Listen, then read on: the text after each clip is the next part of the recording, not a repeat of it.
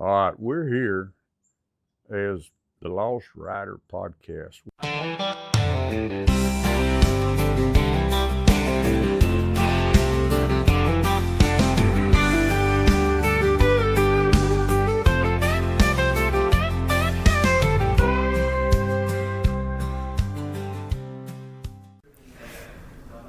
Good morning and welcome to this weekend's edition. News from Camp House listing posted Texas Sportsman Association. This is Herman Brune. This weekend's edition is also brought to us by the Shaw's Bend Social Club, country club for folks who don't have a country club. All right, tell you what, we've got a guest with us this weekend. We're going to talk about bow hunting. All right, the right way to do it is Troy Fowler. All right, Troy Fowler. And what, okay, now who are you with? Yeah, it's Ranch Fairy. Ranch Fairy. So I have a YouTube channel called The Ranch Fairy, and we'll tell that story in a minute. All right. Why I'm the Ranch Fairy. Okay. All right. No, but okay, we want to go on into this archery, and we're talking about having success in the field. You can't just pick up a bow and arrow and go out there and expect success. We're looking at whitetail hunting. We're going to talk mostly about whitetail hunting and what you're supposed to expect, what you can expect, and how to get there with your equipment. That is 100% true. So, and we're going to set the table. It's always good to have a goal because you can't measure anything if you don't start with a base understanding between people. I expect to build an arrow system, and I can help you build an arrow system that a white-tailed deer you will 95% of the time shoot through, and often 30 yards it'll go past them. Okay. Like they're not visible. And I'm talking quarter-2 angled, bone-breaking, humorous snapping arrows. All right, you're talking about building, having the right bow matched to the right arrow. And this is going to get a complete pass through. It don't matter how many bones it breaks, what's going on. This should on a white-tailed deer.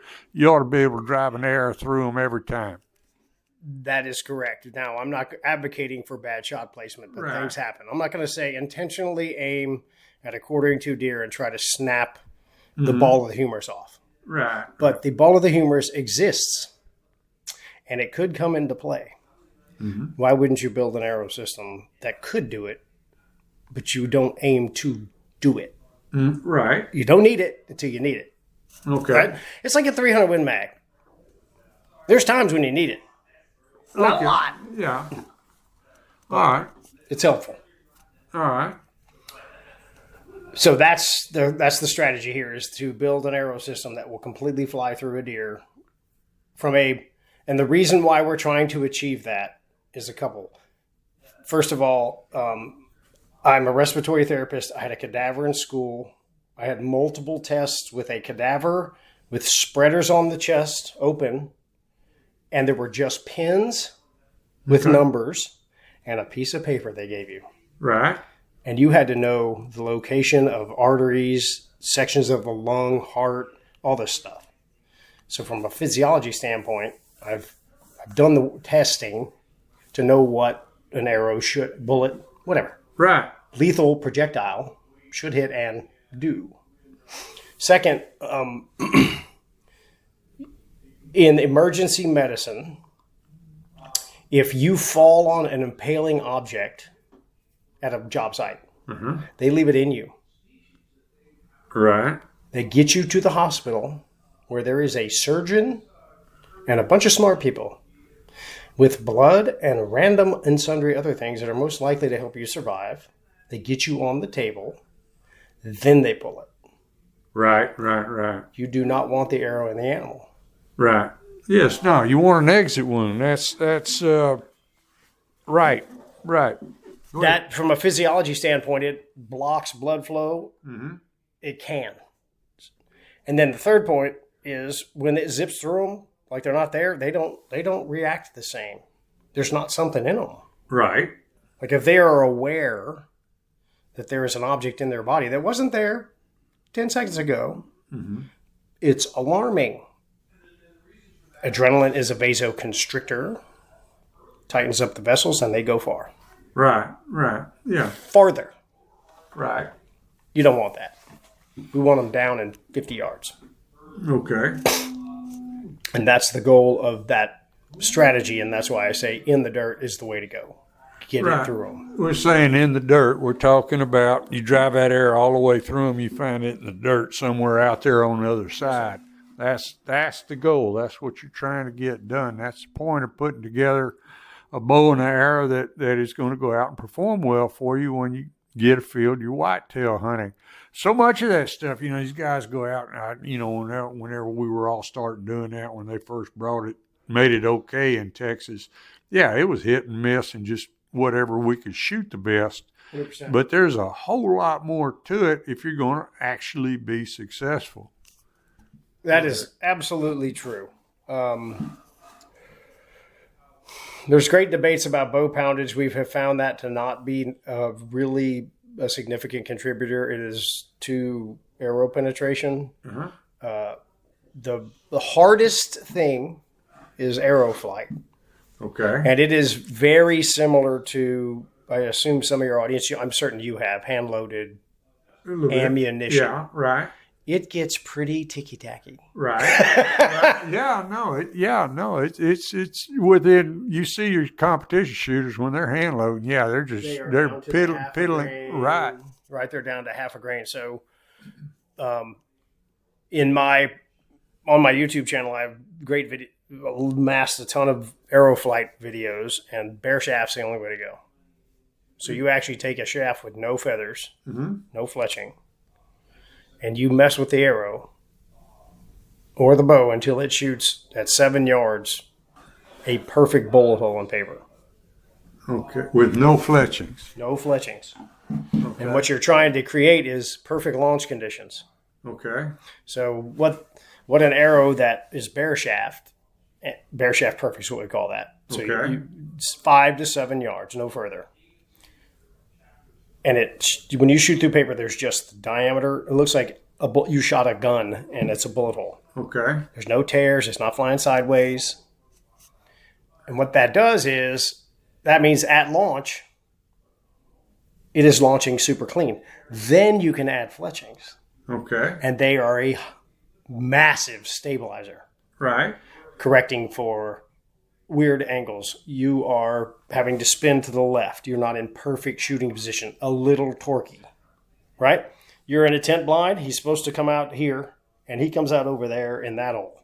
Mm-hmm. And you are not perfectly aiming down the shot line with your hips all in line in perfect form.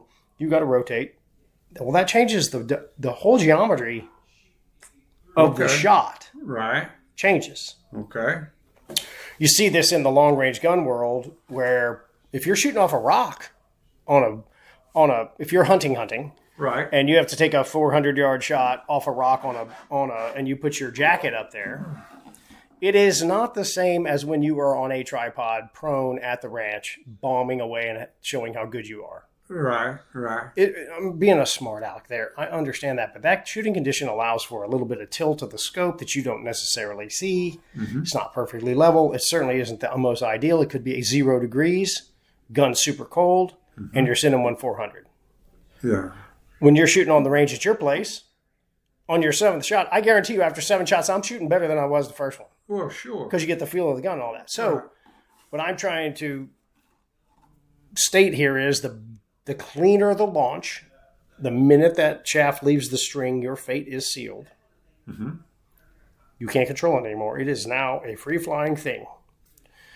The cleaner that thing will launch with a bare shaft, then you put fletchings on it, it's going to be, the fletchings will, anything you add, should your shooting position be, 15-foot tripod shooting down and to the left, right, rotating your body, that adds geometrical torque, and that may throw that bare shaft off, okay, but the fletchings are there.